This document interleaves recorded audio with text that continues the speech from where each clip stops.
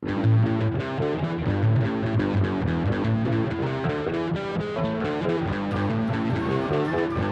and welcome once again to the Dwarven Tavern. I am Lyric, and today we are going to be doing another review. This time we are going to be tackling another book of the Amazing Adventures done by Jason Fay of Trollord Games, and that is the book Companion. This is an expansion, a broad expansion of the core rule book, which I covered in this video right here, and that book is right here. This book is going to be using a lot of the same rules, obviously, and a lot of the same information from this book. However, it is going to be expanding on it, such as giving new rules and new items, expanding on classes, and the like. So, diving right into the introduction, I'm going to be reading straight from the book. It's an overview of the Companion, which is this book, on page 16. Like the core rule book, the first part of this book will introduce new character options, beginning with a few new character classes, new uses for fate points, new class abilities, new equipment, weapons, and costume options, and the rules for using traditional armor like those found in Castles and Crusades. So, more specifically, among the new character classes included in this book will be the Acrobat, the Duelist, the Feral, the Gunslinger, the Pirate, and the Soldier. In addition, we will take a look outside of the box at the original character classes for some concepts and uses, you may not have originally considered. So it's going to take some of the classes that were in this book. Let me get it out for you real quick. Take some of those classes and make you think about them a little bit more, make them appear to you in ways that you may not have originally considered. For example, how about using a Gadgeteer rules to create a street-level superhero? Just blowing your mind real quick. What about using the Gumshoe to represent an ace reporter instead of a private dick? Did you ever consider that an attractive but plucky and bitter bar owner in Nepal, exiled from her home country, might qualify as a socialite? These are, concepts that they tackle in this book. And all of these concepts and more will be examined. You can also follow the new character classes in outside the box sections, as they will detail on how new character classes fit in with the multi-classing and class and a half rules from the Amazing Adventure core rules, which is described in this video. So please check that out. I keep saying it, and I'm going to keep saying it because you need to check it out if you haven't already watched it. Going even farther into this section right here, this book will have new equipment and weapons, pre-generated gadgets that you can use, a detailed new system for expanded vehicle combat, which is pretty cool, a new twist on magic, tying it to otherworldly energies of the deeper dark, which brings them madness and corruption. New mentalist abilities, and tons of new vehicles and tables to look from. So, going to book 1, which is Astounding Action Heroes. This is covering the new characters, as well as kind of glancing at the old characters mentioned in the first book. Also, something to note, the ability scores, their attributes are changed a little bit from Dungeons & Dragons. I don't think I covered this in the first book. I don't know if it was in the first book. If it is, I apologize because I missed it. But here it says that you can have attributes as low, or abilities as low as 1 point and up to 30. Just in this chart, I'm pretty sure you could have it higher as your character progresses. But like, for example, 13 through 15 is +1 instead of 13 being +2, or wait, 13 being +1 and 14 and 15 being +2. So the progression of the attribute chart is a lot less progressive. It's a lot more slow. So it's a slower progression. So outside the box is tackling the characters, again, as I mentioned in the first book, and expanding the ideas that can revolve around them. Then it goes to new character classes, which is the Acrobat, and then it goes into detail of what the Acrobat has. The Archer, Archer, the Duelist, the Feral, which I think is pretty cool. That's a character I would totally play. It's a man or woman who is raised away from trappings of civilization, who is at home in the wild, a lord or lady of the trees and beasts. I would love to play a character like that. Then Ziggy, or Next in English, is the Gunslinger, and the Pirate, and the Soldier, and so on and so forth. I feel like these characters, unlike this one where it's defined as the two different pulps, they kind of broaden the examples that you can use, as if, you can't, for example, if you can't think of anything in a game to play for a campaign using the Amazing Adventures, like you can't really quite wrap your mind around what pulp is and what those types of stories are. I feel like this book kind of lays it out even farther if you just can't quite wrap your mind around it, which is pretty cool. I feel like it kind of dumbs it down. And I won't even say that. It's not dumbing anything down, it's just explaining it even farther. Hence, expanded. Then it goes to Amazing Adventures in a Fantasy Game. This is combining the rules with Classic Crusade, I believe. Or Castles and Crusades. Classic Crusade. I don't know what that is. Sounds like a cool book. I'd totally read it. But this is combining, like, if you're into the more fantasy scene and you want to put more, like, magic and swords into it, or even, yeah, it's basically just saying, if you want to have a more D&D-esque game, a more Castles and Crusades-esque game, there is actually a specific section in this book to help you kind of mesh those types of characters together. For example, a socialite, in many ways, a socialite is similar to the bard. They are a support character who relies on boosting their party's efficiency in the face of danger. However, they're even more of a face character than the bard, since their abilities lie largely in contacts, smooth talking, and navigating the aristocracy.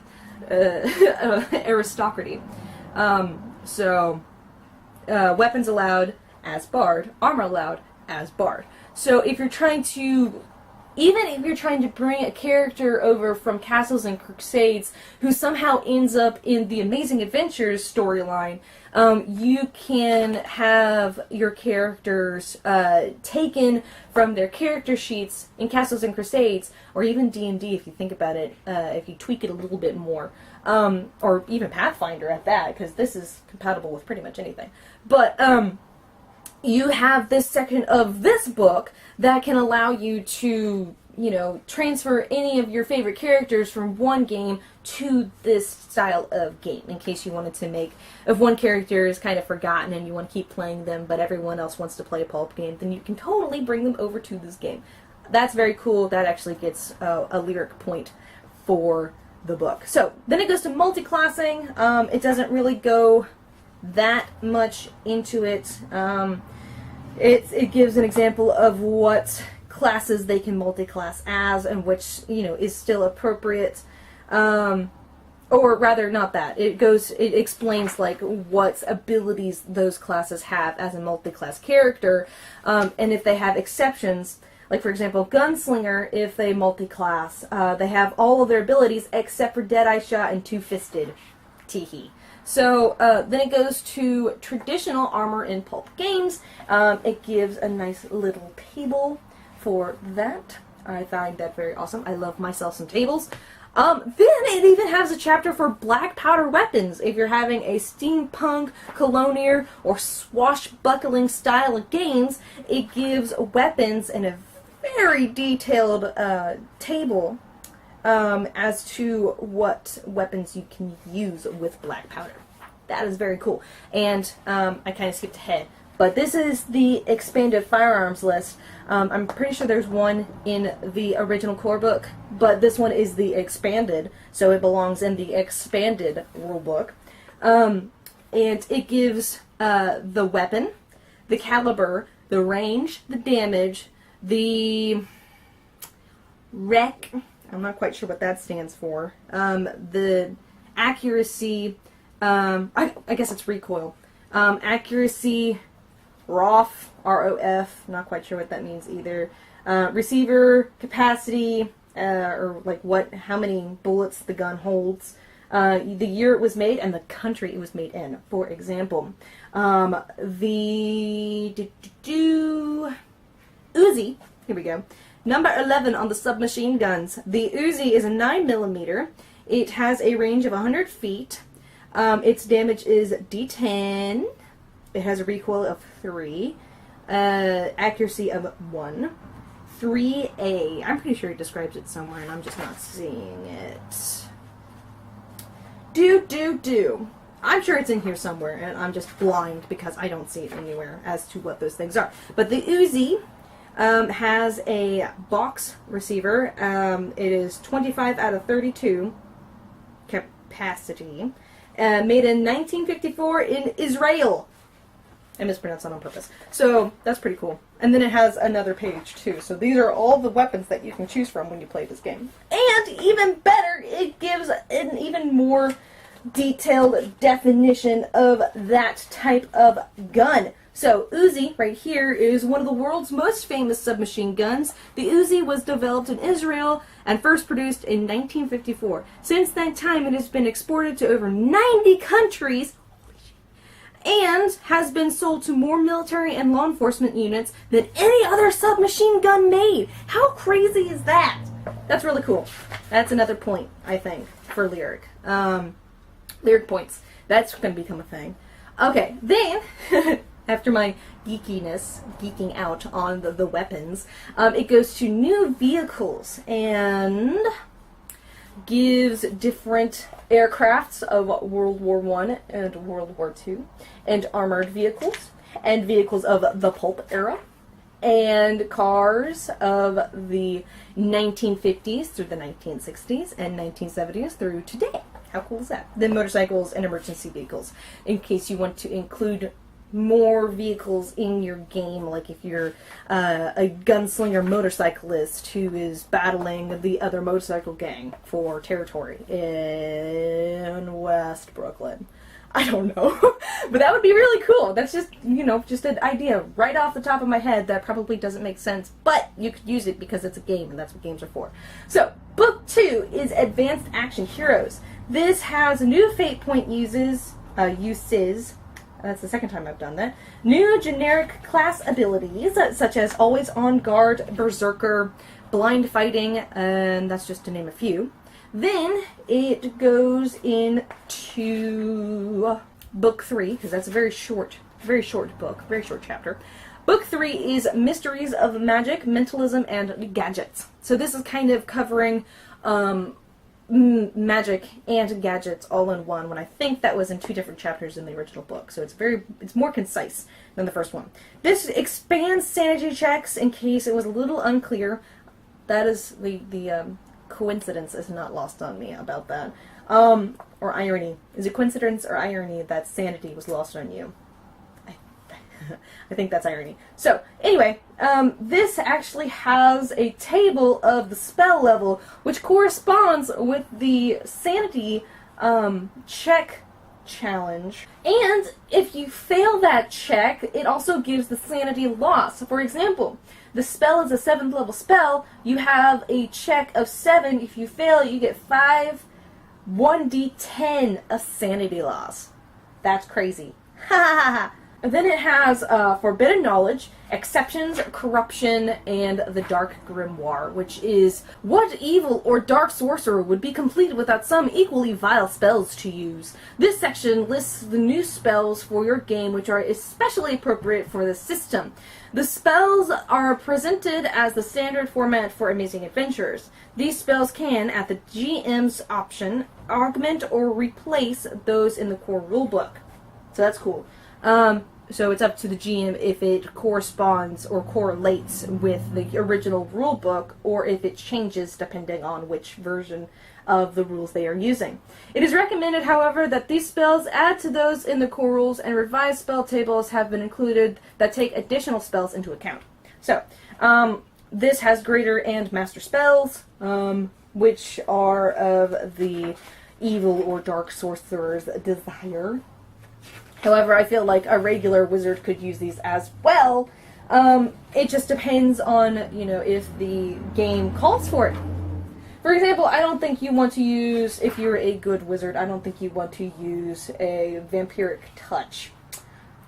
So, then it has an updated spell table for the spells that were mentioned in the core rulebook.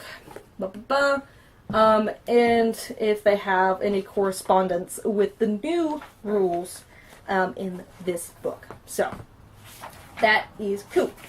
Then it has new psychic powers, which is basic psionic powers and advanced psionic powers. Not very much there, so I won't go into it. Then it has the gadget room, which is all of the gadgets that they have created in case you can't think of anything off the top of your head for your game. For example, Barnaby's Bombastic Bulletproof Field Generator, which this device manipulates electrical, kinetic, and magnetic fields to create a resistance to projectile weapons. So, this gadget is used probably for, like, I don't know, you could use this for some sort of bodyguard character or gunslinger character. That would be pretty cool if he had a very obvious bulletproof field generator on his body. Again, pretty cool. Or Bucky's fantastic flying jetpack. Also very cool. Dr. Pyro's portable flamethrower pistol. Flame-throwing pistol. If I could read correctly, then maybe I can give you better information on this book. Tesla gun!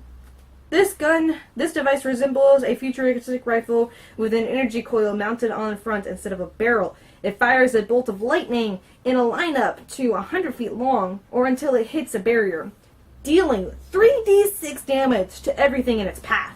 A roll to hit is necessary as the gun jerks and pulls against the caster. A miss means that the path of the lightning goes 15 degrees left or right. Roll a die to determine which direction. GM, that's a note for you. All in the lightning's paths are entitled to a dexterity-based save at CL5 for half damage after firing, because even if you dodge electricity, it's still electric, and it would probably have some sort of radiation that would cause some sort of damage. So, therefore, half damage. Not full, half. After firing, the weapon requires 4 rounds to recharge before it can be used again. So that's a way that it's not overpowered. It has to recharge, because that is a very dangerous weapon. Book 4 is Astonishing Stories. In this book, we will examine some new and expanded rules for play, including expansions of existing rules such as being flat-footed and using suppressed firearms, and entirely new ideas like rules for live-action roleplay and Siege Engine. So it details siege checks and how that is changed, contested roles, and the Siege Engine.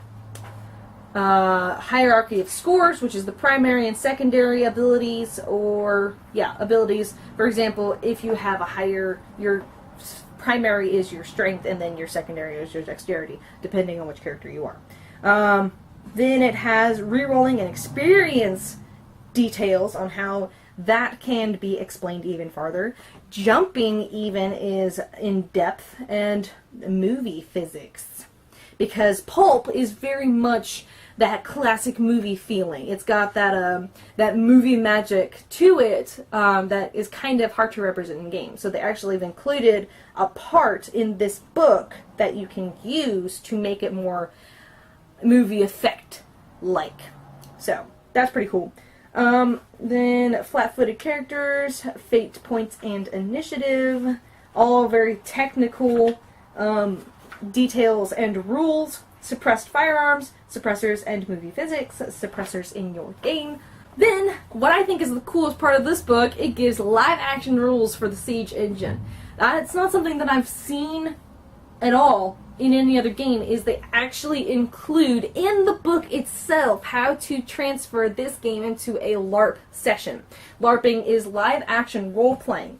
And it gives a very nice detailed paragraph describing that live action role playing is similar to role playing that you're used to doing every week around the table in your dining room or smoky basement.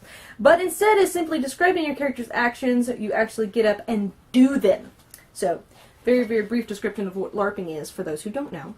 And it gives an example of how to transfer your character into something that you can use without the books, without dice, without the table around you. which is very freaking cool. It's got the character card, which lines out the basics of your character, like what your name is, what your individual traits are, what your class abilities are, the backgrounds, the languages that you know, which I'm not quite sure how they would do languages in a LARP session if you don't know the languages, but that would still be pretty freaking cool. I think it's just, if you did languages like you did in game, I don't think it would be that much of a problem. You would just, I don't know, get Google Translate to do it for you. That would be funny. Then gear and, I guess, weaponry, which you would have on your body, but you would have it, instead of using dice, it says use cards. And whoever draws a higher card here or there is the one that wins the roll and does the damage. So that's pretty cool. And then it details those rules, like using standard cards, resolving rule issues, and the halt, which is you say halt or hold when you want to see the scenario as is. Every player must immediately freeze in place exactly as they were at the point when halt was called. Within reason, if you're stuck on one foot, it's usually okay to avoid falling on your face by putting it down. At this point, the action transitions from relative real game to combat rounds or cinematic time, wherein the GM engages in exposition or description or resolves an in-game or out-of-game dispute, which is super cool. Handling antagonists and NPCs, movement, token counters or stones, damage codes.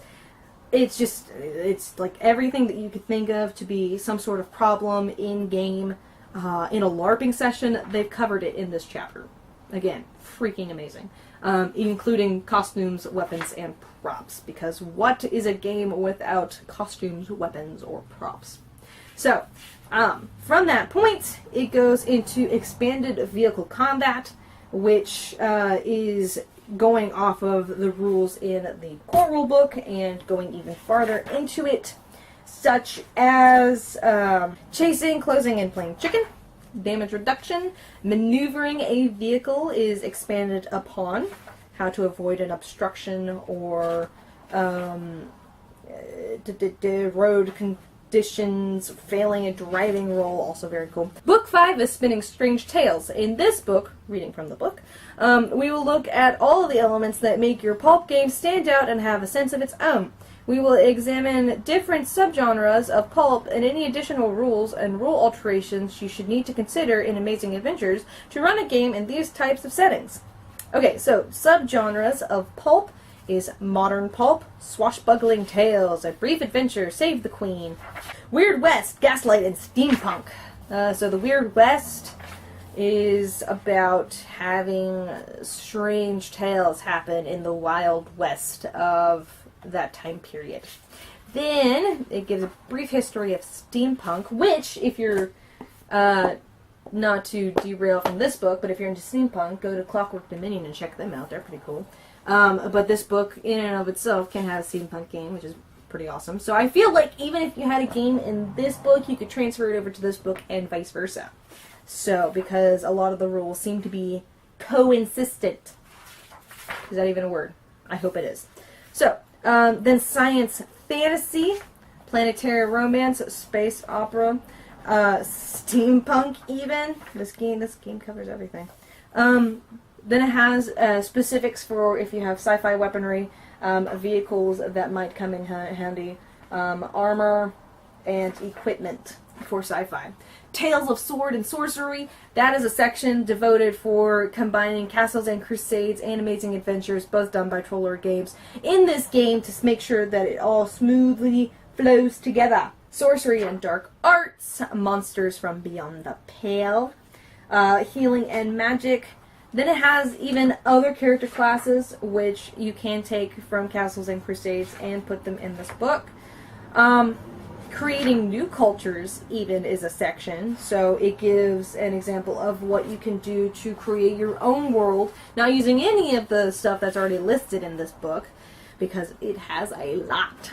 Then it has the Lost City, the Domed City, Lost in the City, and details on all of that. Then book 6 is heroes and anti-heroes, otherwise known as pre-rolled up characters and villains that you can put in your game, as well as secret societies, which has an expansion on the secret societies in this book, but it also gives new secret societies that you can use to your advantage in-game, and that ends the book. So, not as thick as the core rulebook, but it is just as detailed, just as in-depth as the core rulebook, which it is currently sitting on.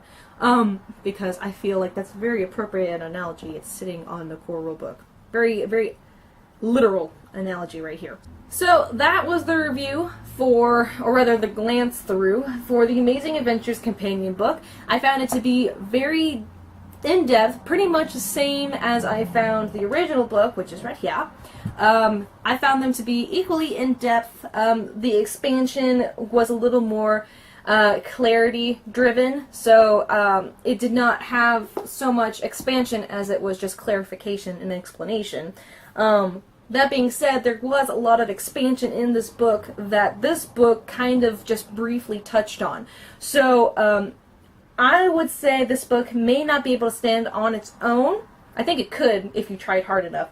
But I feel like if you have this book, this is definitely a good book to follow up with, just so that you have the expansion available to you. The artwork in this book I find to be a little more appeasing.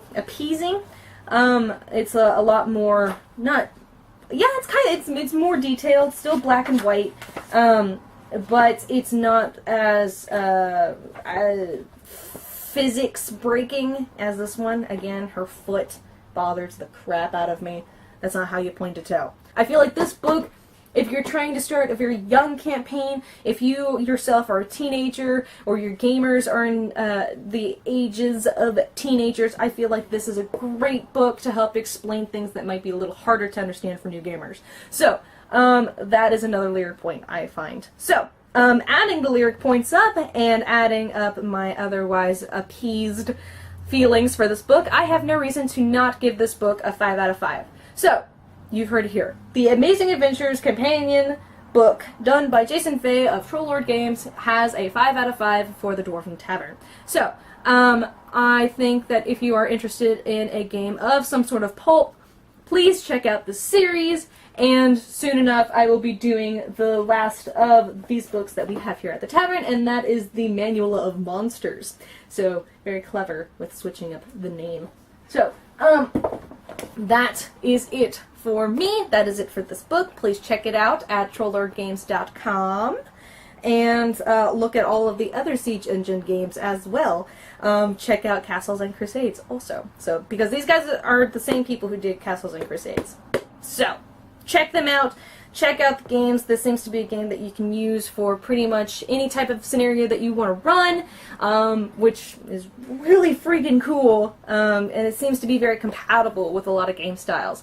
There are a little bit of rule tweaking that you might have to do, so look into that, make sure that you pay close attention to the rules, but you have regular and expanded, so you have got plenty of rules to choose from. So, on that note, I am Lyric, and I have given the Amazing Adventures core rule book, no, not the core rule book, the companion book, the expanded rule book, 5 out of 5 axes, and I wish for you to want for nothing but adventure, and at first I feared it, then I charged. We here at the Dwarven Tavern thank you for watching, and we will see you next time.